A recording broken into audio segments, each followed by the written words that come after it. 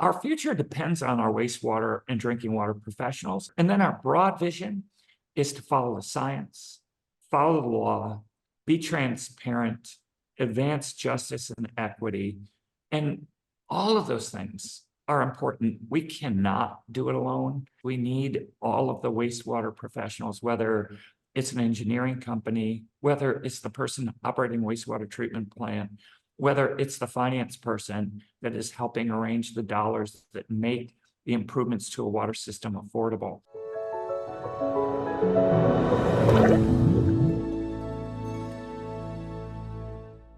Hey everyone, it's Bob Crossan. I'm the editorial director for Wastewater Digest and Waterworld. I'm joined today by Bruno Pigott. He is acting assistant administrator to the US EPA Office of Water. He took over leadership of the office at the end of February after the departure of Radhika Fox. Bruno comes with 30 years of public service experience, 20 plus of which was with the Indiana Department of Environmental Management. So Bruno, thank you so much for taking the time with us today. Well, thank you, Bob. I want to say thanks for taking the time to talk to me about these important issues. I appreciate the work you all do, and I am thankful that we have an opportunity to chat about the work we're planning to do. Yeah, well, and I'm thankful to have the opportunity to talk to you so that folks in the industry have a good understanding of where things are going on and where things are headed. So I mean, to that point, from your vantage point, what are some of the biggest issues in the water, wastewater, and stormwater world that you see is being faced at this time from water professionals in the country? When I think about that, I think about how we frame the work we all do. Because when I'm talking about our work, I'm not talking about just the work of us at EPA, but also the work of all water and wastewater professionals. And we frame our work quite simply to ensure our water is fishable, swimmable, and drinkable. And that'll be familiar to everyone. And when Congress passed the Bipartisan Clean Water Act and the Safe Drinking Water Act 50 years ago, our rivers, and everybody knows this, were treated poorly. If you Hmm. dipped your hand into the Grand Calumet River, it came out black.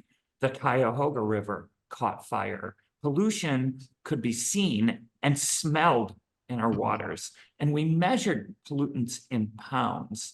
Today, many of our rivers have been restored.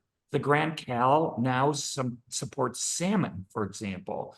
We Hmm. measure pollutants at microscopic levels. And so we've accomplished a lot, yet our waters are dynamic. They're not static. We face new issues such as PFAS and nutrients, and our problems are complex. And that's Hmm. why EPA is providing unprecedented amounts of funding and technical assistance to states and to communities to assist them in meeting these challenges. And here's what we're facing today.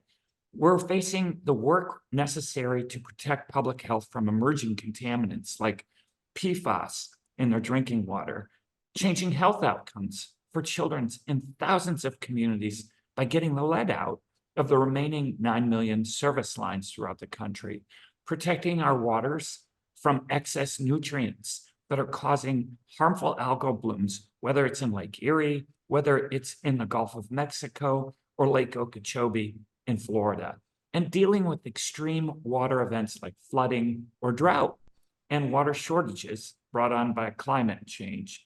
And then there's the key to all of this, and that's investing in our infrastructure to handle all these challenges. So that's kind of an outline of where we're at.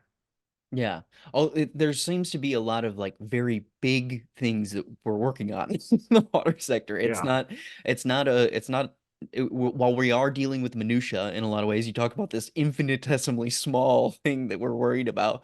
At the same time, there's some big picture items that are really on the docket. I mean, and kind of with that as the frame, I guess, what are some of the highest priorities that you have as you step into this role with EPA? Are those changing at all from the previous assistant administrator? I would presume not, but what are your thoughts as you step into this role? What are some of the highest priorities that you have? My priority is to ensure, and this is something you've all heard before, that we're delivering on what we set out to do. That is to follow the science and follow the law, in the end, to protect public health and the environment, and investing in communities to Hmm. ensure that they make a difference for generations to come. So what does that mean in terms of the challenges. Top priorities include protecting Americans from PFAS. That means implementing a final drinking water rule for PFAS, also removing lead from drinking water. The LCRI, we call it, the lead and copper rule improvements, will change health outcomes for thousands of American children. We'll be removing lead lines throughout the country. And the president just gave a State of the Union address, and he mentioned this in the State of the Union address. And then we're talking about our investments in water. Our biggest priority to achieve these goals that I just set out is getting more money and assistance out the door to communities that need it most. Already, we've awarded $13.7 billion in bipartisan infrastructure law funding, which is helping communities replace lead service lines, installing treatments needed to address PFAS, helping them build out their water and wastewater treatment plants for addressing climate change, maintaining their systems, and much, much more. And those improvements will not just help our residents today. Those improvements are going to help our children and our children's children as well. And here's the other thing, Bob. 49% of the dollars that we've distributed in the $13.7 billion I talked about go to disadvantaged communities so that we may ensure that all Americans benefit from our infrastructure dollars. And then we know that some of these programs aren't easy to take advantage of. You have to have resources in the community to prepare the applications, to do the preliminary engineering reports and all the other documentation. It's almost an army of people that needs to help support a community, which is why we've worked on the Get the Lead Out initiative and closing the wastewater gap initiative that are providing engineering and financial services to communities to help those communities who couldn't afford to get that help and get on the list of communities to take advantage of our SRF and bipartisan infrastructure law funding. We're already helping 750 communities across the country, and we're committed to doubling that over the next 3 years. There are a host of other issues, Bob, out there that are really important. And I want to mention them just because they go on the honorary list of important issues, I think. One is cybersecurity. We know cybersecurity is a real issue. There have been water plants that have been hacked into by government entities and by non-state actors, and we're worried about that. And we've got resources at EPA as the sector risk management agency to assist those communities in ensuring that they're protected against cyber intrusions. And we're going to work with federal partners, including the Department of Homeland Security, our Department of Defense, and other government entities to support drinking water and wastewater systems in dealing with the protections necessary to protect all of our citizens from cyber intrusions. In addition to that, the bipartisan infrastructure law provides funding that communities can use to bolster their cyber protections. We've got a whole host on the industrial side of the wastewater equation of work that we're doing and important stuff regarding effluent limit guidelines.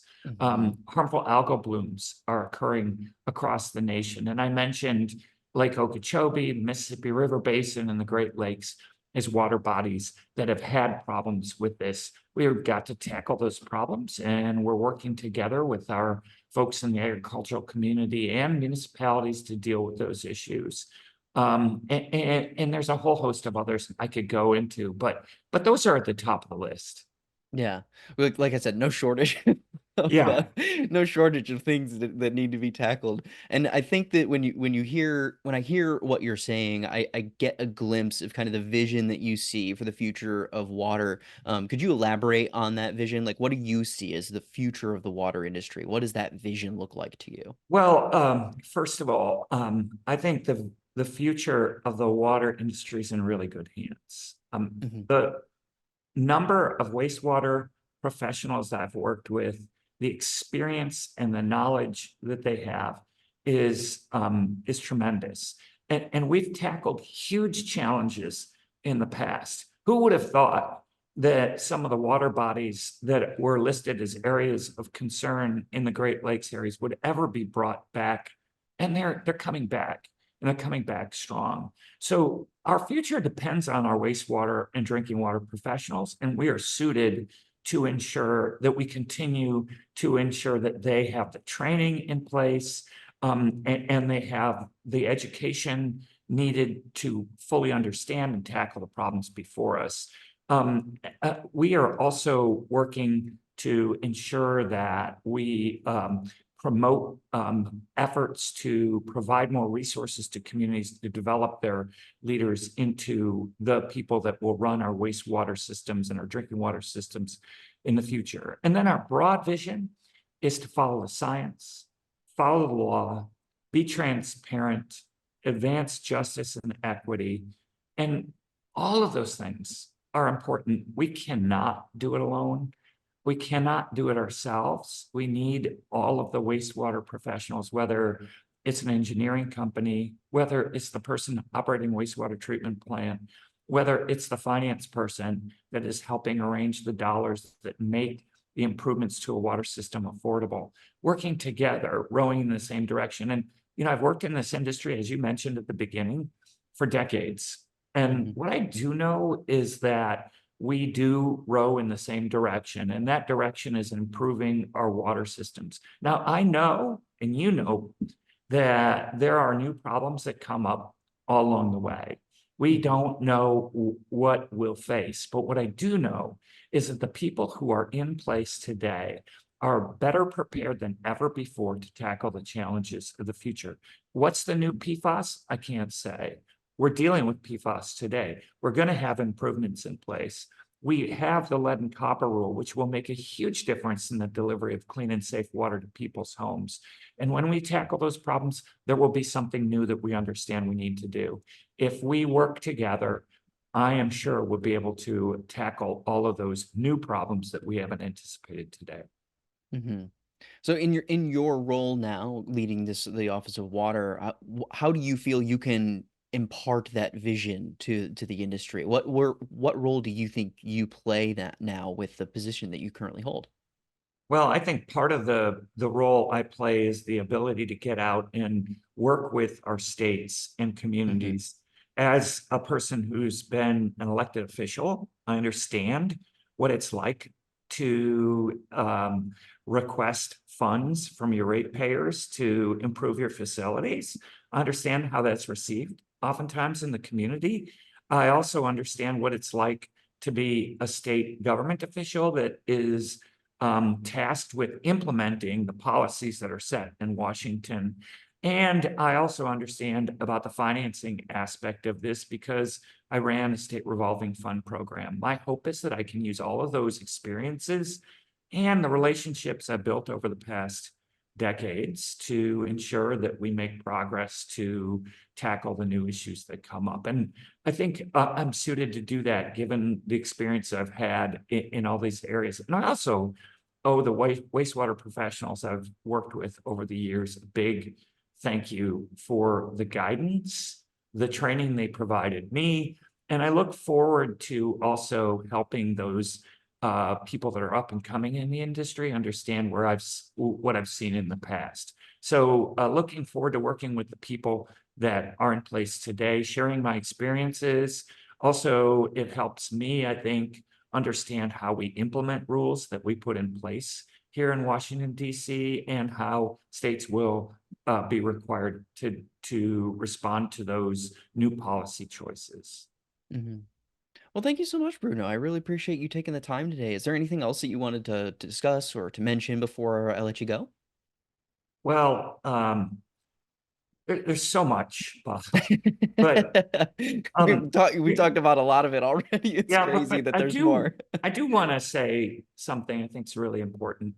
We have historic levels of funding through bipartisan infrastructure law, $50 billion. When I started in this industry, the one thing we would always say was we don't have enough money to do the job. We never had enough in our SRF coffers to handle all of the problems in our state. We put together clean water needs surveys and drinking water needs surveys, and inevitably, when we did that, we found that the amount of money we were receiving in CAP grants from the federal government did not quite cover the needs that we had.